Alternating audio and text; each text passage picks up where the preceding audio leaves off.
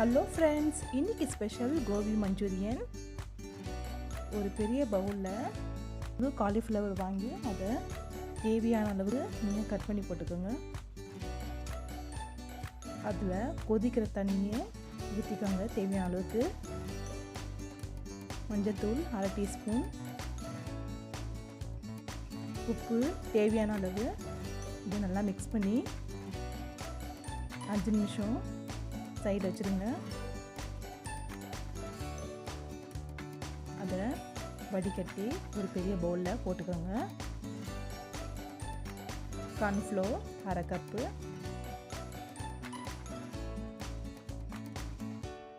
மைதா 1/4 cup, மிளகு 1 teaspoon, மிளகாய்த்தூள் 1/2 teaspoon, உப்பு தேவையான அளவு. கொஞ்சம் கொஞ்சமாக தண்ணியை விட்டு நல்லா மிக்ஸ் பண்ணிக்கோங்க. அந்த காலிஃப்ளவரோட எல்லா மாவும் நல்லா ஒட்டணும்.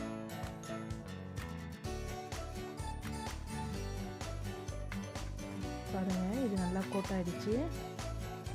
பொரிக்க தேவையான அளவுக்கு எண்ணெயை சூடு பண்ணிக்கோங்க. அதில் ஒவ்வொன்றா போட்டு பொரிச்சு எடுத்துக்கோங்க. இதை நல்லா கோல்டன் ப்ரௌன் ஆகிறதுக்கு ஃப்ரை பண்ணுங்க. ஈவனாக நல்லா கிளறி விட்டு குக் பண்ணிக்கோங்க.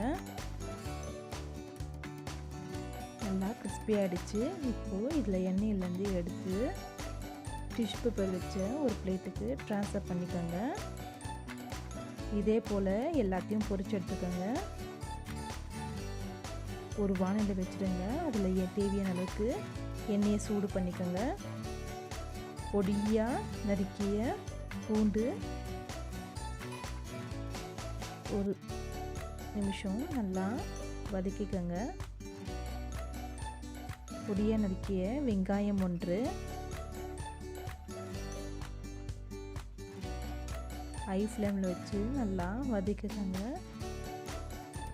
குடைமிளகாய் 1/4 கப்பு, அதை ரொம்ப குக் பண்ணிக்காதீங்க, நல்லா கிறிஸ்பியாக இருக்கட்டும். Soya sauce 1 teaspoon, red chilli sauce 1 teaspoon,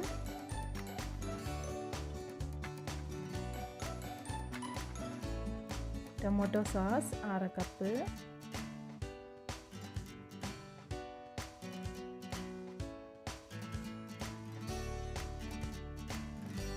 green chilli सास 1 टीस्पून,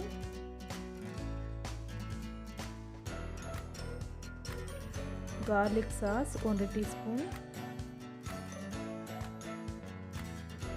विनेगर 1 टीस्पून, உப்பு தேவையான அளவு. இது எல்லாத்தையும் ஹை ஃப்ளேமில் வச்சு நல்லா கிளறிக்கோங்க. சுகர் 1 டீஸ்பூன், மிளகுத்தூள் 1 டீஸ்பூன். இது எல்லாத்தையும் நல்லா கிண்டிட்டு அதில் ஃப்ரை பண்ணி வச்ச கோபியை சேர்த்துக்கோங்க. இதை நல்லா மிக்ஸ் பண்ணிக்கோங்க சாஸோட. ஹை ஃப்ளேமில் வச்சு நல்லா மிக்ஸ் பண்ணிவிட்டு ஸ்டவ்வை ஆஃப் பண்ணிடுங்க. பாருங்கள், சுவையான கோபி மஞ்சூரியன் ரெடி. நன்றி. சப்ஸ்கிரைப் பண்ணுங்கள், மறக்காமல் பெல் பட்டனை ப்ரெஸ் பண்ணுங்கள்.